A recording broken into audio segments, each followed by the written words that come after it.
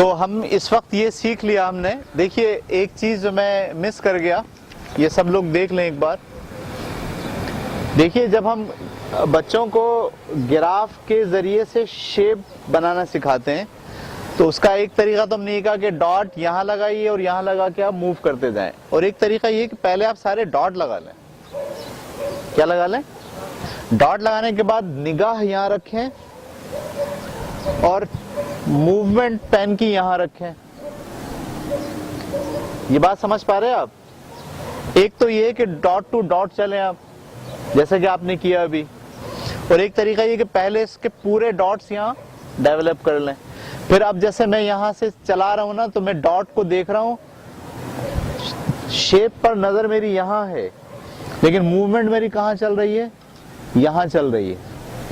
तो इस तरह से क्या होगा कि आपकी असल जो शेप है उस पर नजर रखकर हाथ चलाने की प्रैक्टिस भी डेवलप होना शुरू हो जाएगी। देखिए ये जो हम इस वक्त पढ़ रहे हैं ना, ये इनिशियल चीजें पढ़ रहे हैं, बुनियादी चीजें पढ़ रहे हैं, ठीक है। जब बच्चा बहुत सारी शेप्स में ये काम करेगा, बहुत सारी शेप में ये काम करेगा, उसने 10 शेप बना ली फर्स्ट में, फिर 10 बना ली सेकंड में, ऐसे वो करते करते आ रहा है, तो थोड़े दिनों के बाद उसकी आदत पड़ जाएगी कि असल तस्वीर पर नजर रखे और यहाँ पर उसकी मूवमेंट जो है वो उसी लिहाज से चलती चली जाए। तो शेप डेवलप करना उसके लिए क्या होगा? आसान होगा। तो ये एक तरीका है। अब हमने 2 तरीके आपसे डिस्कस किए कि जब भी बच्चों से शेप बनवाएंगे तो उसके कितने तरीके हैं? 2। पहला तरीका क्या है? पहला तरीका ये है कि बेसिक शेप तलाश करवाइए और उस बेसिक शेप से जो है वो तस्वीर बाहर निकालिए, ठीक है। जैसे बच्चे को पिज्जा बनाना है, पिज्जे का पीस बनाना है, तो उसमें ट्राइंगल है, तो क्या करेगा? पहले ट्राइंगल लेगा, उसके बाद उसकी बाकियात जो है वो बनाएगा। और दूसरा तरीका हमने ये बताया कि ग्राफ, जो भी चीज आपको बनानी है पहले आप उस पर ग्राफ की लाइनें खींच लें, लाइनें खींच के इस पे क्या कर लें? डॉट डाल लें। यही सारे डॉट कहाँ डाल लीजिए? अपने बड़ी जगह पर, और फिर उसको आप ड्रॉ करना शुरू करेंगे तो छोटी सी तस्वीर जो है वो बड़ी भी हो सकती है और एक जैसापन जो है वो डेवलप हो सकता है। तो ये था आपका जनाब शेप। अब हम आ गए अगले पेज के ऊपर जिसमें है फॉर्म, ठीक है। ये पेज आपके पास यहां दिख रहा होगा। फॉर्म का मतलब क्या है? हमने आपसे कहा कि शेप 2 डायमेंशनल होती है, लेकिन फॉर्म जो है वो 3 डायमेंशनल होती है। उसकी 3 सिमतें होती हैं, जिसमें आपको लंबाई भी दिख रही हो, चौड़ाई भी दिख रही हो और ऊंचाई भी दिख रही हो। जैसे ये वाली तस्वीर आप देखिए, इस वाली तस्वीर के अंदर आपको लंबाई, चौड़ाई, ऊंचाई सब दिख रही हैं। इसी तरीके से ये जो गुलदान की तस्वीर है, इसमें भी आप देखिए लंबाई, चौड़ाई, ऊंचाई सब आपको दिख रही हैं। इसी तरीके से सारी तस्वीरें। तो जब आप किसी शेप के अंदर, सही है, अगर किसी शेप में ये तासुर डेवलप करने में कामयाब हो जाएं कि उसकी लंबाई भी है, उसकी चौड़ाई भी है, उसकी ऊंचाई भी है, तो फिर अब वो शेप नहीं रहती, अब वो क्या बन जाती है? फॉर्म बन जाती है। अच्छा, फॉर्म को बनाने का क्या तरीका है? एक तरीका मैंने यहाँ दिखाया है। आप देखिए कि सबसे पहले आपको जो फॉर्म बनाना है, आपने उसकी आउटलाइन या सहारा लाइन बोलते हैं आप, जिसके सहारे से आप तस्वीर बनाएंगे, पहले ये सहारा लाइन आप खींचते हैं सारी। फिर सहारा लाइन खींचने के बाद एक एक चीज यहाँ डेवलप करते हैं। आपके पास जो तस्वीर है ये वाली, इसके बराबर में आपको सहारा लाइन लाइट से दिख रही होंगी, दिख रही हैं? आप इन सहारा लाइनों का सहारा लेते हुए जरा ये वाला गुलदान डेवलप करके दिखाइए। मुश्किल लग रहा है? देखिए यहां पर आपको ये जो मुंह है इसका, गुलदान का, इसके मुंह के लिए सहारा लाइन यहां दी गई है।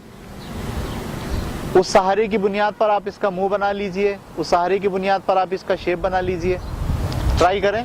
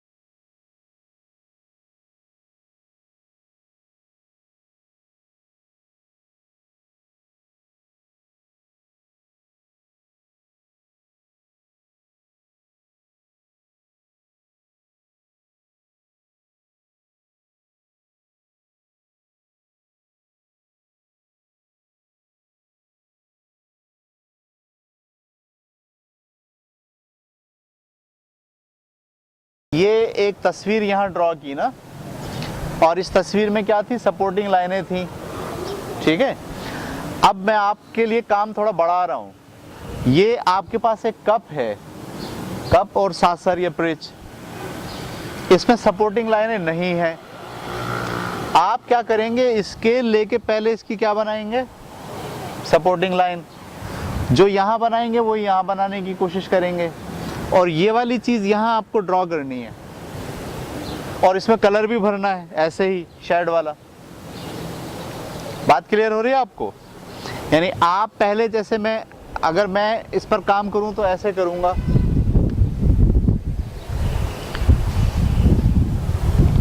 देखिए सबसे पहले हम ये सोच रहे हैं कि एक लाइन बिल्कुल स्केल से बीच में खींच लीजिए, और एक लाइन यूं खींच लीजिए,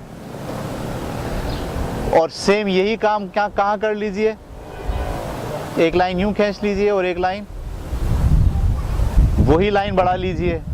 इससे आप क्या बनाएंगे, कप का ऊपर वाला मुंह। फिर यहां से एक लाइन यूं खींचिए और एक लाइन यूं खींचिए, ये ट्रेपोजाइड है। क्या है ये, ट्रेपोजाइड।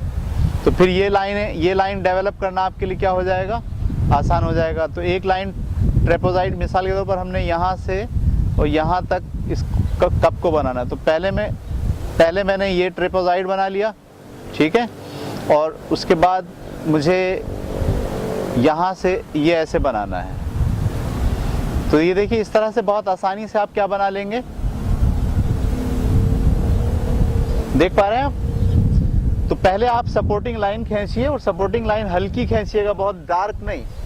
डार्क खींचेंगे तो फिर मिटाना मुश्किल लगेगा। तो पहले आप सपोर्टिंग लाइन हल्की सी खींच के फिर आप इसके जो है वो बनाइए ऐसे करके ना। फिर आपको ये ब्रिज बनाना है, ब्रिज के लिए भी आप एक सपोर्टिंग लाइन खींच लीजिए, यहाँ से ये और यहाँ से ये, ठीक है।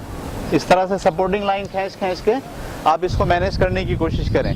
सपोर्टिंग लाइन बहुत लाइट खींचिएगा, इस खाने में जो सपोर्टिंग लाइन आएगी वो बहुत लाइट खींचिएगा, क्योंकि बाद में आपको वो सपोर्टिंग लाइन मिटानी है।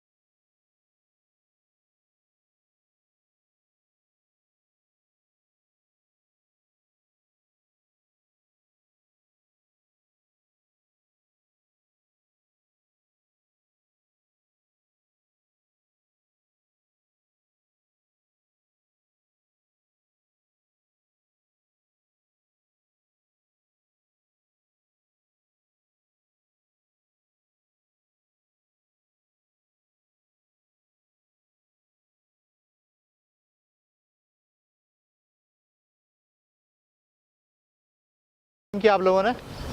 अब मैं ये चाह रहा हूँ, ये जो दो चीज़ें आप देख रहे हैं ना, सिर्फ पेंसिल से आपको इसके फॉर्म को डिज़ाइन करना है। पहले बनाएंगे आप ऊपर वाला ओवल, फिर नीचे वाला क्या बनाएंगे, सेमी सर्किल होता है, ये आधा सर्किल। अच्छा, फिर यही खड़े में बनाना है और इसका भी सेमी सर्किल बनाना है।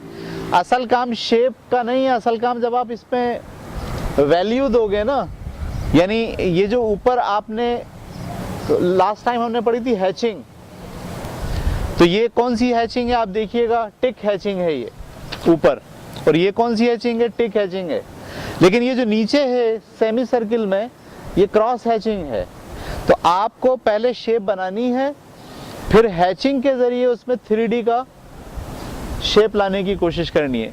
तो पहले एक बनाइए, फिर ये बनाइए इस नीचे वाले खाने के अंदर।